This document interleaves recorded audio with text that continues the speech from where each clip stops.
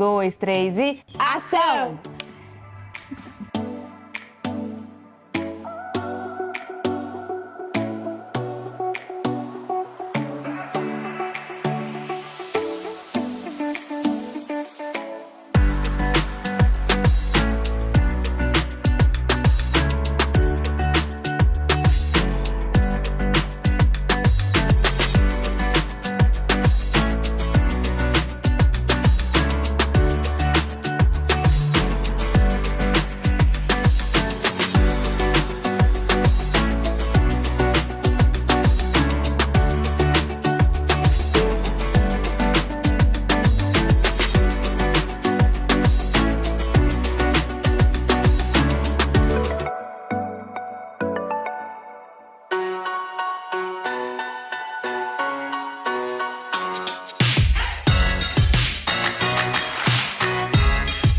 E no Cultura e Design dessa semana, Liberdade, Arquitetura e Design em Minas Gerais.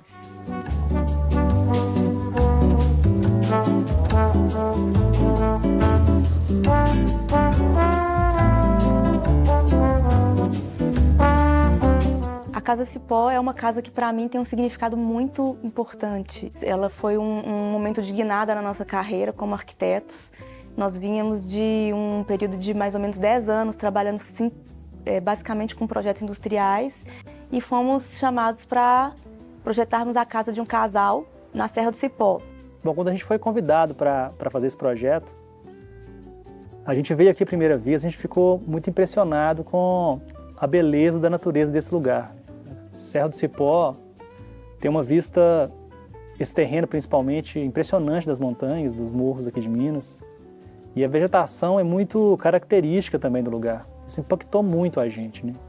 Quando a gente chegou aqui nesse lugar, o que mais impacta no primeiro momento é a vista da Serra do Cipó, obviamente, que é o choque visual que se tem quando tem aqui. E todo mundo vem para cá por causa dessa serra, por causa dessa vista. E a gente ficou refletindo como que a organização da casa como um todo se refletiria para criar um foco muito grande naquela vista.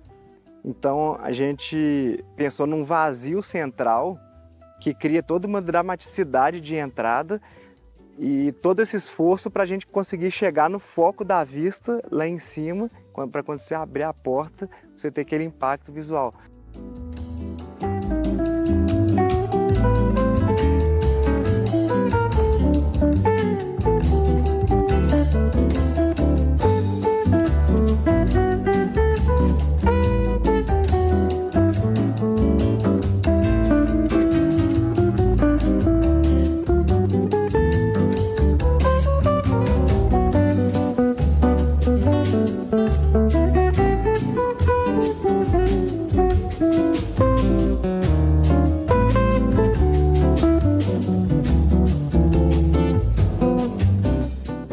Uma certa dramaticidade assim, meio que cinematográfica, mas foi um conceito que organizou toda a casa em função disso.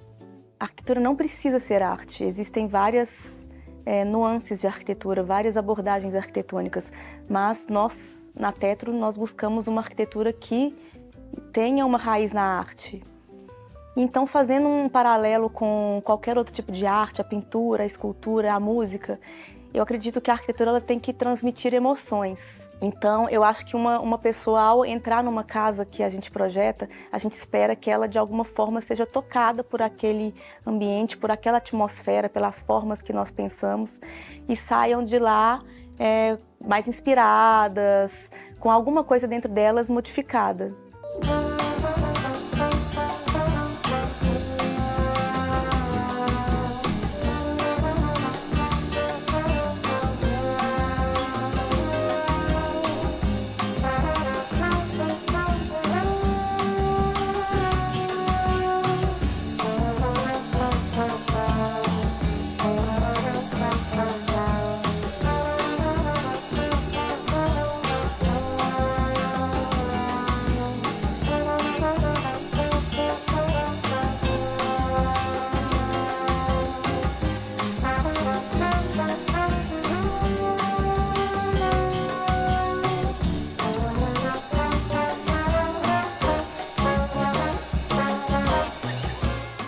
toda essa natureza que tem aqui é muito exuberante e então é praticamente impossível você chegar num lugar desse e não ficar inspirado para criar uma arquitetura aqui. E o nosso cliente, a pessoa que mora aqui, que iria morar, ele veio com a ideia de fazer uma casa contemporânea, procurou a gente porque já conhecia os nossos projetos, mas ele tinha alguns desejos, ele tinha algumas dúvidas, ele gostava muito da arquitetura colonial mineira, da arquitetura das fazendas mineiras, né? Um conceito de sustentabilidade que a gente tem lá na Tetro é não intervir na natureza, não destruir o terreno, não cortar árvores, não tirar a vegetação local. A gente quer fazer uma arquitetura que se integre, que respeite tudo que já existe ali naquele lugar e não destruir e fazer uma compensação depois. E a grande questão eu acho, dessa casa é como inserir ela nessa topografia aqui sem nenhuma alteração do terreno em si, assim, nenhuma alteração da topografia. Porque mexer nisso significa matar a vegetação, matar as árvores. Então é uma casa que ela se adequa ao terreno assim, muito delicadamente. Ela tem a parte que toca o terreno, que é a parte que tem mais contato com o chão, mas o corpo grande da casa está suspenso e em pequenos apoios para ficar uma arquitetura como que pousada aqui, uma arquitetura leve. O terreno era um terreno um pouco estreito e com uma vista muito, muito maravilhosa aos fundos. Nós tínhamos que procurar permitir essa vista, pelo menos dos ambientes mais importantes. Então, ao fundo nós locamos a sala, né, que é onde a gente está aqui, com a suíte principal. E, naturalmente, os demais ambientes, eles foram organizados em 2 braços que se projetam para frente da casa, né, em direção à rua. Então, a casa ela se organiza num C. A gente queria que o que tocasse o solo tivesse a ver com o que está no chão, né? O que é as pedras. Então, como se a pedra tivesse subido e feito as paredes. E a gente tem uma plataforma, uma base de concreto, que a gente apoia as paredes brancas, assim como nas casas coloniais também. E as janelas de madeira são os elementos que a gente também escolheu para fazer as esquadrias. E aqui a gente tem um telhado, mas diferente da arquitetura colonial, que é o telhado 2 águas ou 4 águas, a gente faz um telhado borboleta, porque aqui o telhado ele se abre para a entrada, então ele convida as pessoas a entrarem na casa e ele também se abre para a vista. Acessar a casa é muito interessante, porque você acessa por uma passarela, essa passarela que a gente está aqui, você cruza por um vazio. O vazio aqui é muito importante porque ele traz a luz para essa entrada da edificação e onde tem natureza também. A gente fez uma forma também que filtra a luz naquele vazio central que eu estava falando. Então a luz que entra na casa ali é uma luz muito bonita, uma luz muito filtrada, que não é aquela luz forte e nem a sombra completa. Essas nuances de sombra e luz são muito importantes ali. E aí no meio desse C se transformou num grande átrio, que é um espaço muito bonito de entrada, que dá uma complexidade muito, muito bacana assim, à entrada da casa. Porque ela também, esse átrio ele articula o andar de cima, que é o andar da casa, né, dos mais rotineiros, com o andar de baixo, que é o andar de lazer, que conecta com a terra. A gente tem uma passarela na direita que cria um certo suspense para a vista que você vai ver quando você abrir a porta da casa. E também tem uma descida por um jardim que é que remete mais ao natural, em direção a essa área de lazer. E quando você abre a porta, você tem a surpresa da vista, né? Isso é muito interessante.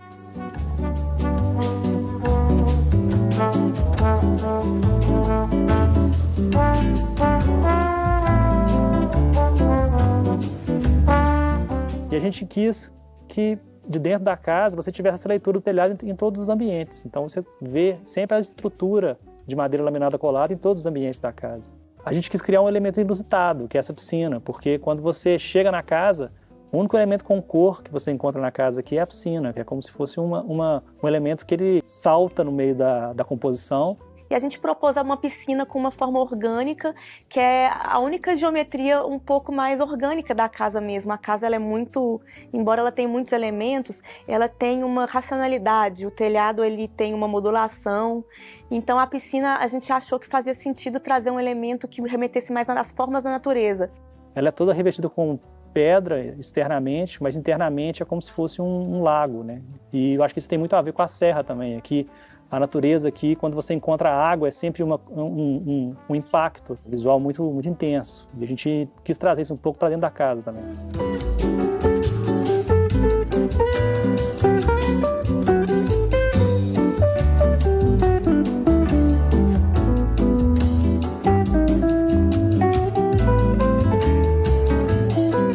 Não saia daí, hein? A gente já volta daqui a pouquinho.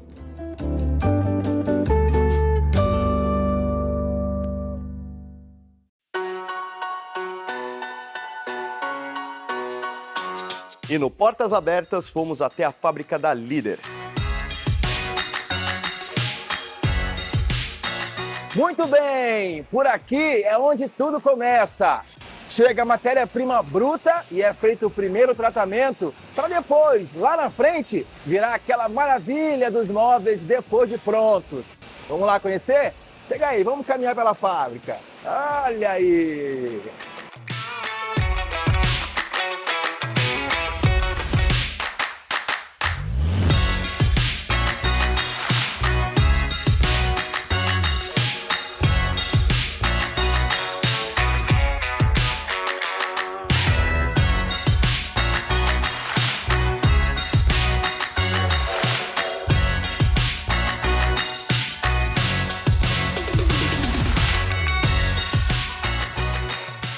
Saindo da área da marcenaria, chegamos agora na área dos estofados. E aqui, com um detalhe muito interessante, a estrutura dos móveis são feitas de metal.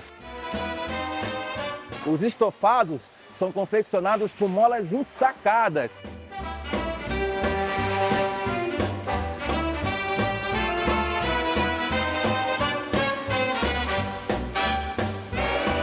E aqui mais um detalhe muito interessante.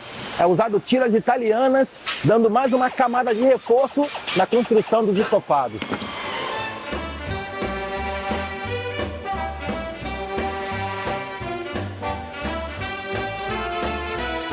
Lembra que eu falei que as tiras italianas eram uma super camada de reforço?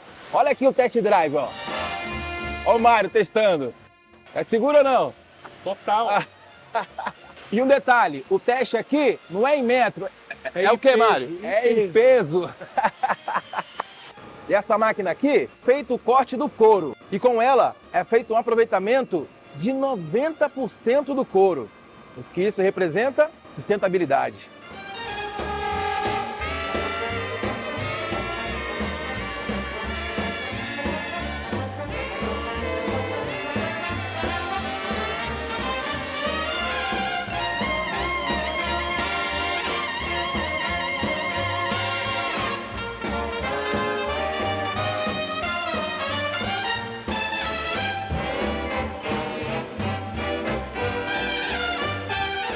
E aqui estamos na unidade dos móveis planejados. E com mais um detalhe, os móveis aqui saem praticamente montados.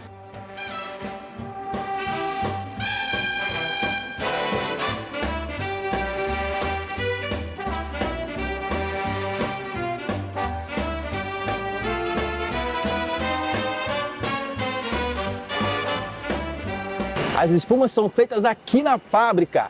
E eu fui autorizado a fazer o quê? O test drive de maciez das espumas. Vamos lá?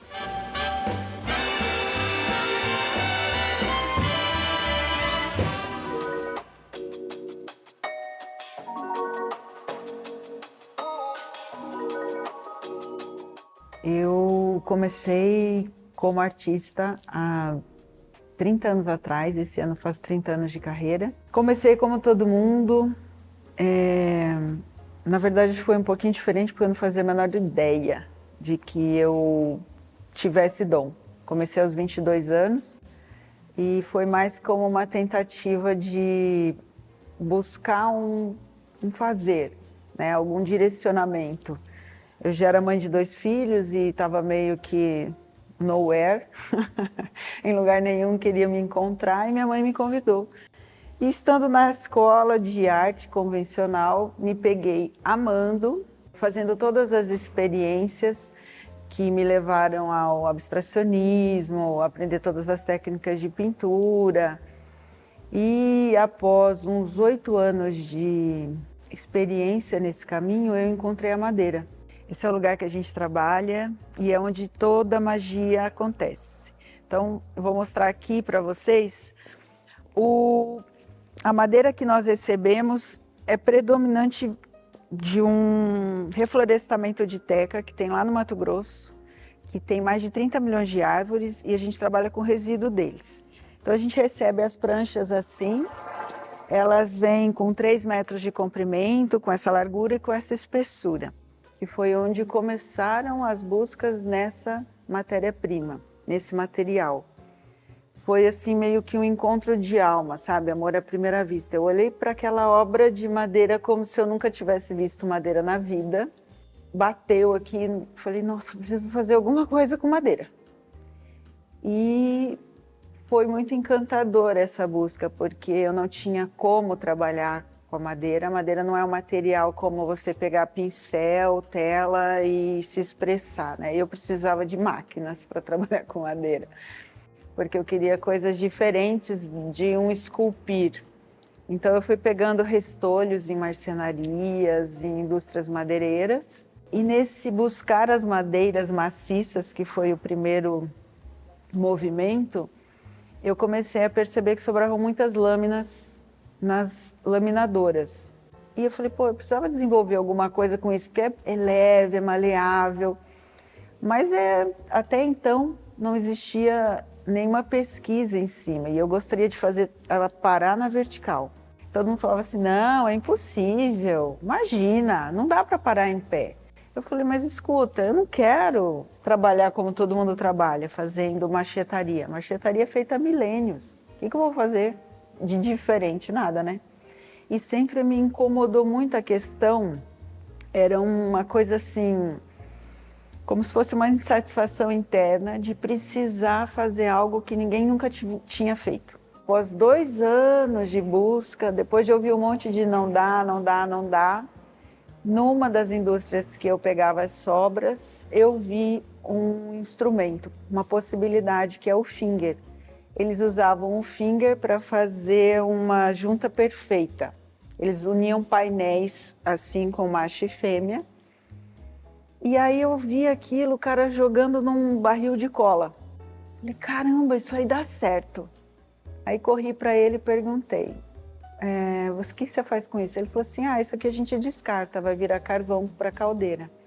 Falei, nossa, dá para vocês me darem um pouco? Dá, pode pegar. E aí nesse ano, que foi 2003, que foi justamente o ano que eu abri a minha própria marcenaria, que eu comecei a fazer as pesquisas com as lâminas na vertical. E de lá para cá a gente vem testando todos os movimentos possíveis e imagináveis. Com certeza ainda não estamos nem na metade das possibilidades dessa técnica, mas esse ano eu estou me colocando um desafio. Eu estou colocando o desafio de pesquisar o vidro soprado e combinar vidro com madeira, que também é uma coisa difícil de fazer, porque o vidro soprado ele está a 1.600 graus, queima a madeira. Então, estamos embarcando numa nova jornada agora.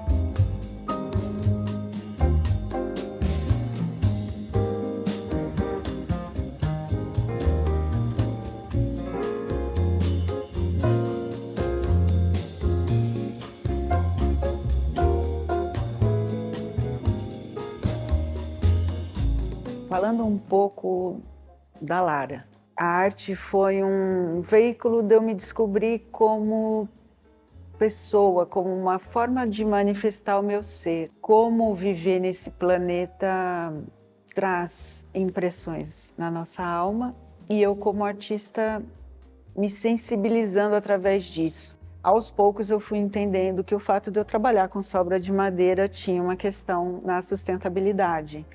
Tinha um ativismo ecológico.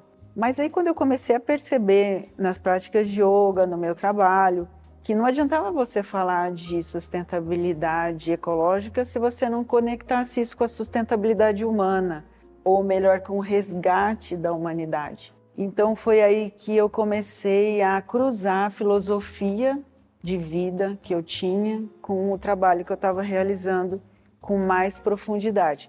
Então, quanto mais beleza nós manifestarmos, não só na arte, em todos os aspectos da nossa vida, mais possibilidade de sermos felizes a gente vai ter, né? E vai propiciar quem estiver no nosso entorno.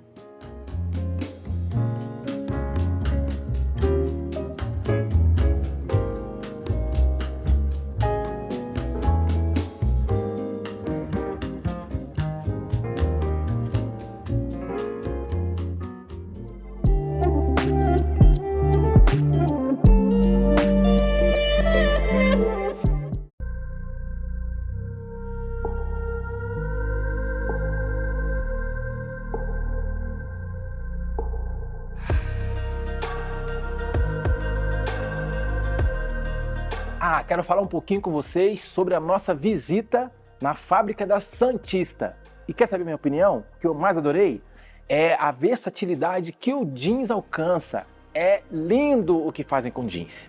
Para a gente começar a falar sobre o universo do jeans, a gente precisa saber a diferença básica entre três coisas que são tão comuns que as pessoas confundem, que é o jeans, o que é o denim e o que é o índigo. Então, começando, o índigo, ele é o corante, que tem mais de 5.000 anos, tem uma história muito rica e que a gente pode explicar mais tecnicamente. O denim é o tecido.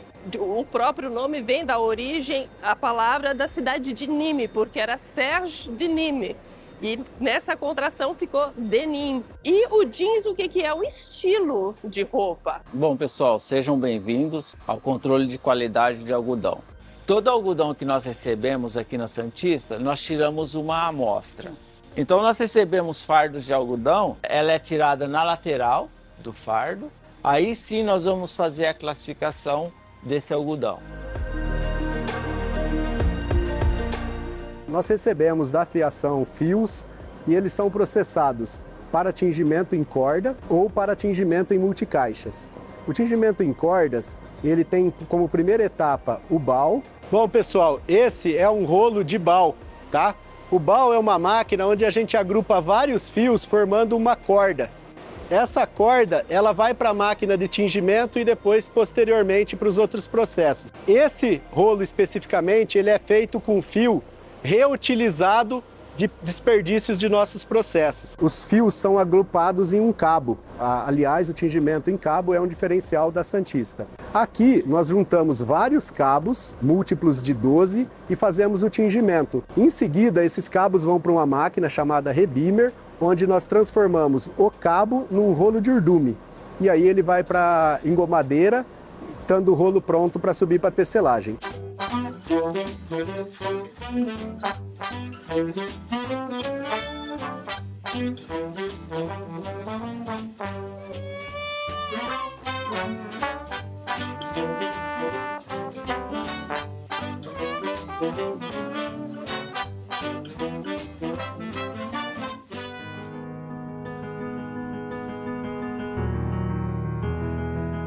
O processo têxtil gera resíduos. A Santista, ela tem uma visão muito forte em como eliminar esses desperdícios, né, essa geração de resíduos. Os resíduos que são gerados 100% algodão são reutilizados no nosso processo. Então a gente tem essa preocupação em separar e garantir que esses resíduos sejam destinados da melhor forma possível, pensando aí na proteção do meio ambiente. Os resíduos que são gerados no nosso processo industrial, nós separamos, damos uma tratativa e ele retorna para o nosso processo como matéria-prima. Em caso de descarte de resíduo ou algum pedaço da matéria-prima, como que é feito esse descarte? Praticamente tudo que é gerado dentro do processo, ele acaba voltando em forma de fibra reciclada e isso traz um benefício enorme para o meio ambiente. E o que não é possível, ele tem o destino adequado nos aterros, da forma com que a legislação nos pede e recomenda, né? Então, é juntarmos esforços no entorno onde nós estamos inseridos, com fornecedores, com os clientes, com a nossa gente, com a sociedade, para fazer dessa bandeira a urgência que ela merece e que a gente tenha realmente toda essa atividade têxtil voltada para a preservação do meio ambiente. No nosso processo na Santista, a gente utiliza muita água para fazer o tingimento de fios. Após a utilização dessa água, ela é descartada para a ET, chega nessas condições aqui para ser tratada. Nosso tratamento é biológico, onde as bactérias vão fazer a degradação da matéria orgânica com o nosso processo aeróbico, a utilização de oxigênio, e com isso a gente devolve para o rio a água dessa forma aqui. Para mim, foi muito importante ser chamado para esse projeto. Tá me dando muita visibilidade, eu tô podendo fazer networking, conhecer várias pessoas. A visitação aqui é muito importante no portfólio, porque eu vou saber como determinados processos são feitos e ajuda tanto no lado profissional quanto no lado educacional. Isso eu posso aplicar também esses conhecimentos na minha área, que eu trabalho atualmente com uniformes, mas tem também essa coisa da moda e das customizações. Muito interessante esse uso da tecnologia.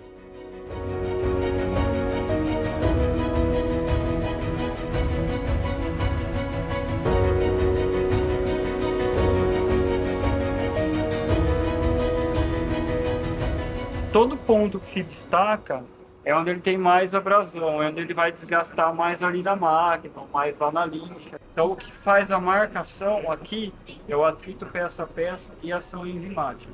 Sinceramente, eu não acreditei quando eu fui selecionada para o projeto, mas eu fiquei animada assim de cara. Então, claro que a gente tem que conhecer o nosso cliente antes de projetar alguma coisa.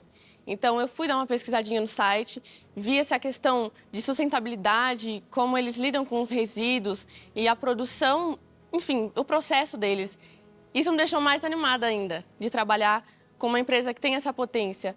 Então, eu realmente fiquei, assim, em êxtase de participar desse projeto. Está sendo muito bom.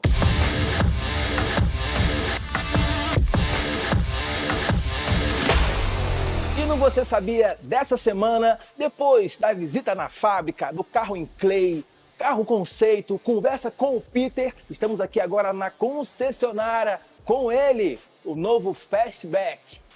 A gente convidou alguém que entende do assunto para falar um pouquinho mais dessa máquina. Destaca pra gente o que você acha excepcional nesse modelo de veículo. Eu diria que a primeira grande diferença dele de um SUV convencional é exatamente esse design coupé. Isso traz mais performance, porque ele acaba tendo um equilíbrio aerodinâmico melhor do que a maioria dos SUVs. É o Fastback, o Peter falou com a gente. Esse é o Fast, do Fastback, né? E o back, obviamente, envolvendo a traseira dele. Esse é o grande diferencial do carro. E o porta-malas, né? 600 litros, esse porta-malas aqui, meu patinete cabe aqui inteirinho. Quando a gente olha para o nosso porta-malas, a gente 600 litros. 600 litros de porta-mala. Isso é algo que definitivamente é muito difícil de se encontrar. Eu acho que, aliás, o Peter muito provavelmente deve ter falado sobre os easter eggs, né, do carro. Aqui a gente tem um, olha só, vou revelar, né, um deles aqui, que é exatamente um que mostra e fala, né, sobre o que você pode fazer com esse carro. Aqui a gente pode conhecer de perto, então, Leblon, algumas das novidades que ele tem. O freio eletrônico, né, que é uma novidade muito interessante, com a possibilidade do auto-hold. Obviamente aqui, através do volante, você tem a possibilidade de explorar, né, uma série de questões interessantes. Me chama atenção esse ícone aqui, ó. Esse ícone aqui, obviamente, é um ícone, obviamente, que a gente traz para que você tenha a chance de personalizar, né, o seu perfil, escolher. Você pode trazer um avatar novo, incluir um avatar novo aqui. Muito bem, gente. Então, depois dessa aula aqui com o Zola, quero agradecer, satisfação de ter conhecido um pouco mais dessa máquina, o Fastback. Eu que te agradeço a possibilidade de falar um pouco mais sobre o carro. Eu tenho certeza que todos aqueles que tiveram a oportunidade hoje de conhecer um pouquinho mais, a gente vai aguçar um pouco mais a curiosidade deles para que eles venham a uma concessionária para conhecer e daqui a pouco sair dirigindo essa máquina aqui.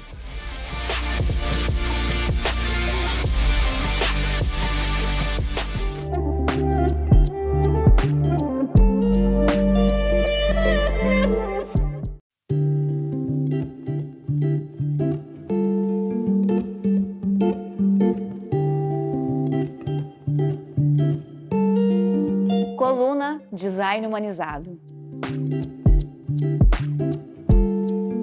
Início do processo criativo dentro dos projetos dedicados à área da saúde, a gente faz uma análise que a gente costuma, inclusive, dizer se é o que o cliente gostaria, se é o que o cliente precisa de fato. Então, a gente faz essa avaliação, inclusive, do crescimento desse projeto e traz para ele todo o numérico, né, que é o plano diretor para eventualmente um hospital. E quando a gente vai fazer essa apresentação, vem tudo junto um processo de look and feel.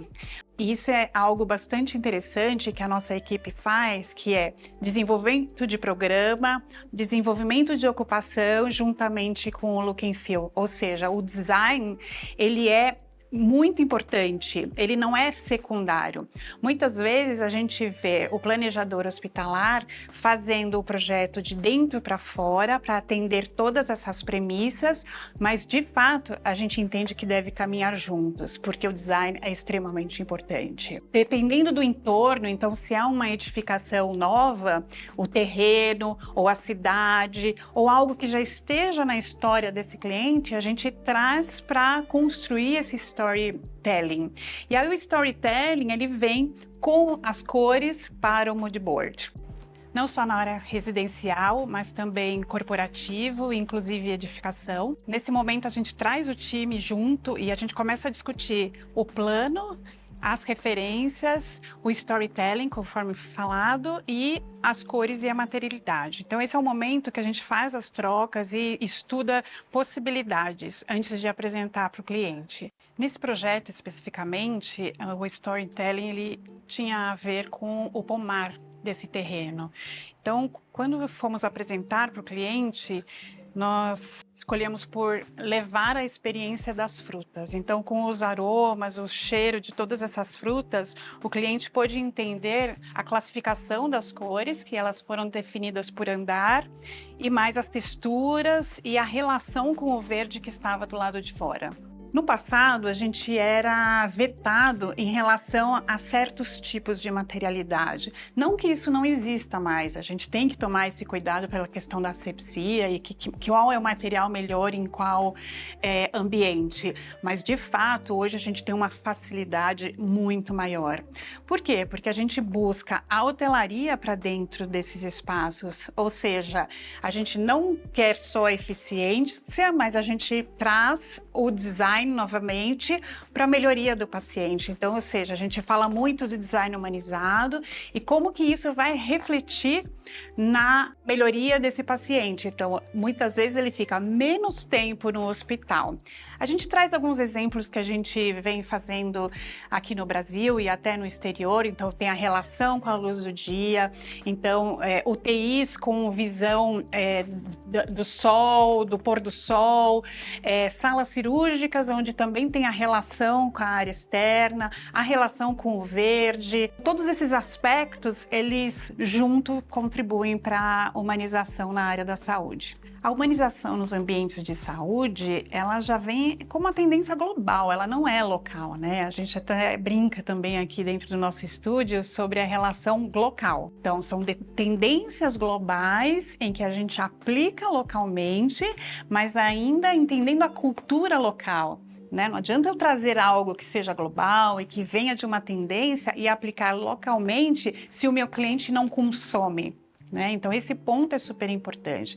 E aí a gente fala muito sobre inovação dentro desses espaços e como que a gente usa todos os aspectos relacionados ao bem-estar para conseguir o melhor para o projeto e, obviamente, para o usuário.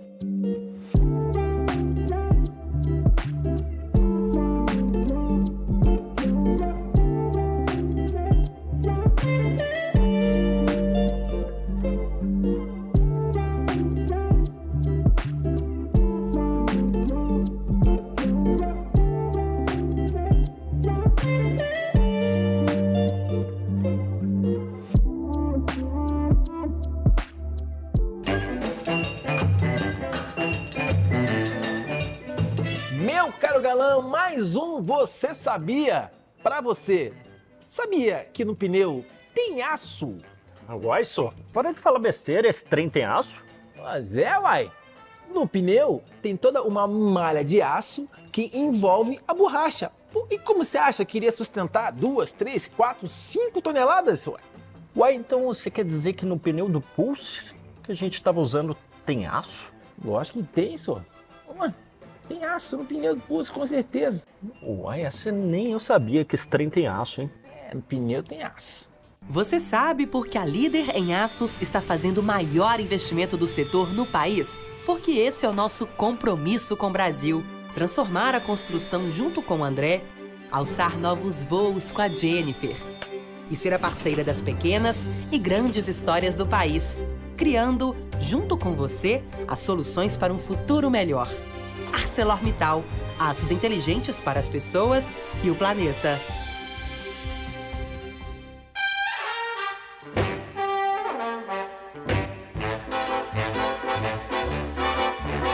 Fala turma, tudo bem? Hoje a gente vai apresentar para vocês um nhoque delicioso. Adoro fazer esse programa. Vem muita mensagem no Instagram, no direct, e eu acabo aprendendo e não ensinando, e é isso que eu quero. Nhoquete, por quê? Terminação em i quer dizer diminutivo ou plural também, então nhoquete. São pequenos nhoques que eu vou fazer para vocês com creme de aspargos, um pouco de pancetta, que vai ficar muito legal. Lembrando para vocês que o italiano é um cara feito assim. Ele usa 3, 4 ingredientes, tudo de primeira linha, e as cores são importantes. Não deixa de ser uma coisa para a vida da gente, né? Produtos de primeira, momentos importantes com pessoas importantes. A gente vai pegar um pouquinho de azeite, tá? Isso todo mundo pode fazer em casa, sem dúvida nenhuma. Isso chama pancetta. Ela é um produto vindo do porco, onde traz muito sabor, porque a gordura nos dá esse sabor, por isso que a gente frita com óleo. Lembrando que todo mundo pode cozinhar, não tem esse negócio que não dá. Vamos colocar, sempre a cebola é importante. Ah, não gosto de cebola, mas se você colocar pouquinho e fazer ela sumir, vai dar um sabor legal, tá? A pimenta moída na hora, qual a diferença dela? Tem um perfume, um sabor totalmente diferente. A pimenta tem que dar sabor, por isso diversas pimentas, senão só teria uma. Tô certo, Giselda?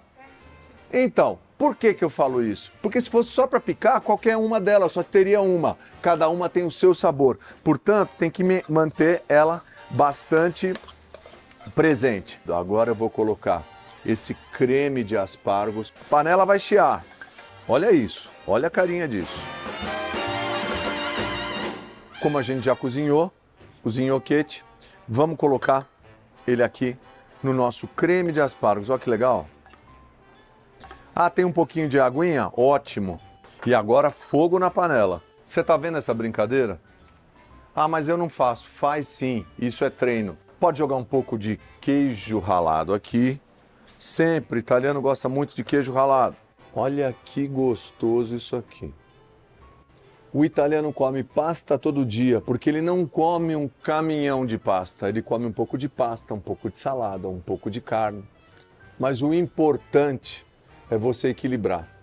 E você não tem que sentir vontade de nada. Não adianta só fazer, né, ô diretor? Tem que provar também. Diretor, você não comeria isso? Fala pra mim.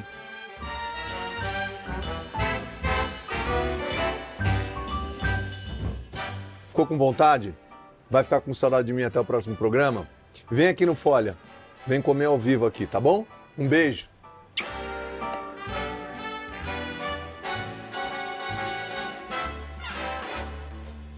Tô de olho, hein? Não sai daí que no próximo bloco tem muita coisa legal pra vocês.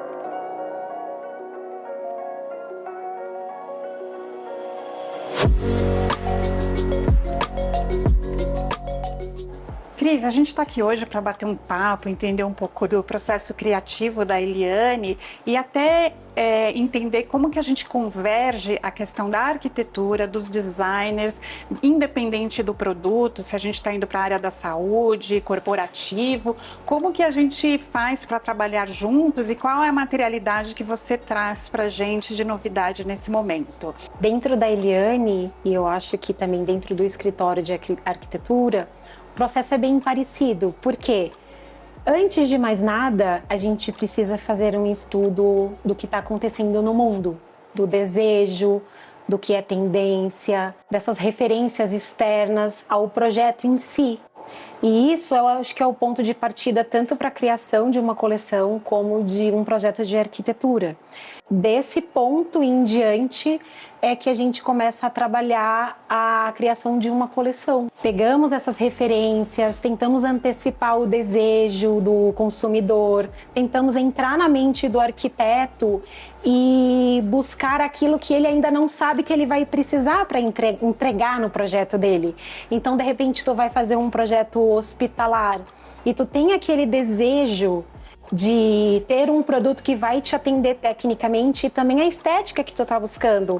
Porém, nós, como indústria, temos que antecipar esse desejo, essa necessidade do consumidor, tanto do consumidor final como do especificador, para que quando tu fores fazer a tua composição de projeto, a gente tenha esses produtos que vão cair como uma luva naquilo que tu tá pensando e naquilo que tu tá precisando. Hoje a gente está aqui com a linha Oasis, que inclusive ela tá compondo aqui o nosso mood board, que entendemos que essa linha ela pode ir para qualquer tipo de tom, a gente faz uma mescla aqui até dentro do ambiente de todas as outras referências.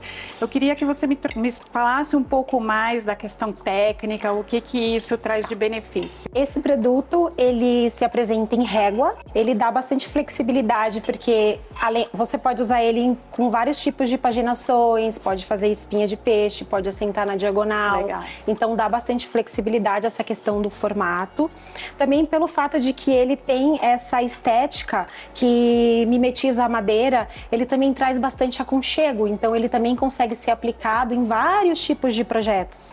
Então, por exemplo, digamos que tu vai fazer um projeto hospitalar e o teu objetivo é trazer esse aconchego da madeira no ambiente, eu consigo usar esse produto porque ele é um porcelanato que tem alto desempenho, então ele não vai ter absorção de água, ele não vai ficar encardido, ele não vai manchar. Você vai conseguir usar ele em vários tipos de ambientes porque ele aceita alto tráfego, ele não é um produto esmaltado, então ele vai ter um desgaste que não vai ser percebido ao longo de muitos e muitos anos, porque ele tem essa tecnologia que a gente chama de color body, que é a cor em toda a espessura do produto. Então ele te dá uma vida útil muito superior do material, sem perder as características de vivacidade, de beleza.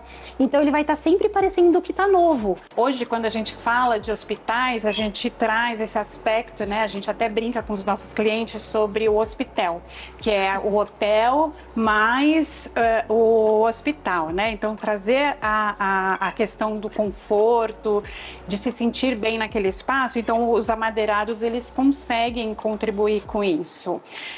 Outro ponto que eu acho super relevante dentro do que foi falado, da visão técnica, que dentro de um hospital, a gente tem todas as questões relacionadas ao carrinho, à maca, e que marca muito, e que pode trazer um desgaste constante na peça, que isso vai contribuir para que não seja tão rápido. Acho que essa questão do atemporal, a questão de trazer a influência dos parques, traz um pouco também o que a gente fala sobre storytelling, né? Então, a gente consegue contar essa história até para o nosso cliente, para poder especificar o material. No É Pra Lá Que Eu Vou dessa semana e não me levaram, Ouro Preto.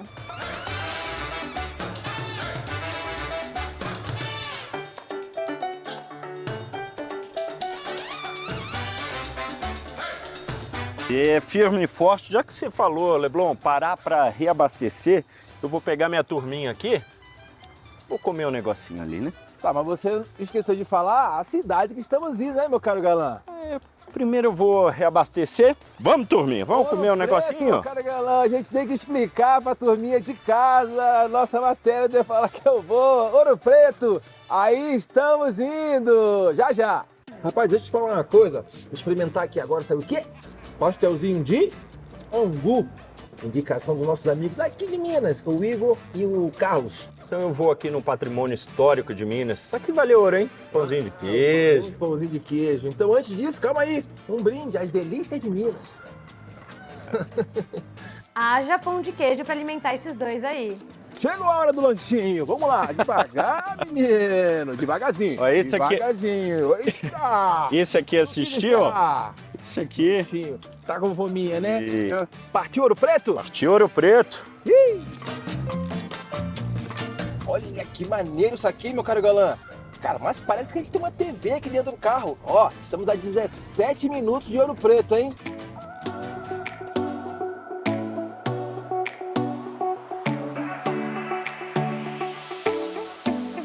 Muito bem, meu caro galã, a gente está aqui aonde? Em Ouro Preto e diante dessa igreja maravilhosa, a igreja de São Francisco de Paula. É bonito aqui, hein, Leblon? Bonito. Você sabia de uma coisa? A igreja mais nova de Ouro Preto é de 1804. E tem uma outra informação, meu caro galã. A sua arquitetura é no estilo rococó. Agora eu gostei dessa arquitetura rococó, hein? É bonito isso aqui, hein? Estilo rococó, sabe o que é estilo rococó? Estamos aqui nesse visual maravilhoso. Então vamos fazer o seguinte, falar um pouquinho de história enquanto eu passo um cafezinho pra gente aqui, tá? Um pouquinho de história, Leblon. Você que é um cara muito sábio, você sabe por que o nome Ouro Preto? O nome Ouro Preto, muito bom. Eu vou te confessar aqui uma coisa. Reza a lenda que antigos historiadores encontraram pedras de granito pretas num rio que banhava a região. Recolheram algumas e levaram para saber o que seriam. Daí o nome Ouro Preto. Ah, e você sabia que antes de se chamar Ouro Preto, a cidade chamava Vila Rica? Ah, é? É, e passou a se chamar Ouro Preto um ano após a independência do Brasil. História bonita, hein, meu caro galã? Bonito.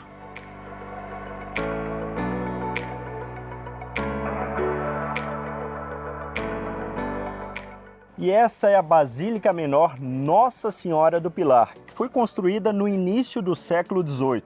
E essa igreja é a mais rica do mundo. Por ter sido construída no período do ciclo do ouro aqui da região, ela tem uma enorme concentração desse minério na sua arquitetura. Tem tanto ouro aqui. Essa igreja aqui, cara, é a mais rica do mundo.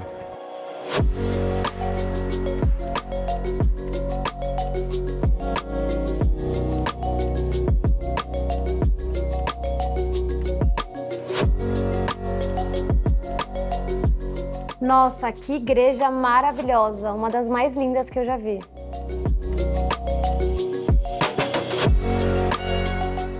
Um lugar que você não pode deixar de conhecer é a feirinha de Pedra Sabão, com essas inúmeras obras de arte, não é, meu caro galã? É, e ao fundo a histórica igreja de São Francisco de Assis. Então aqui você pode conhecer os dois. Eu já vou levar esse relógio aqui de Pedra Sabão. Exatamente. Vamos lá conhecer a igreja? Estando aqui, já visita os dois, aproveita o passeio. Nem para me trazer uma lembrancinha de Pedra Sabão. Oh, happy day! Oh, happy day! Oh, happy day! Oh, happy day! Oh, Jesus was! When Jesus was!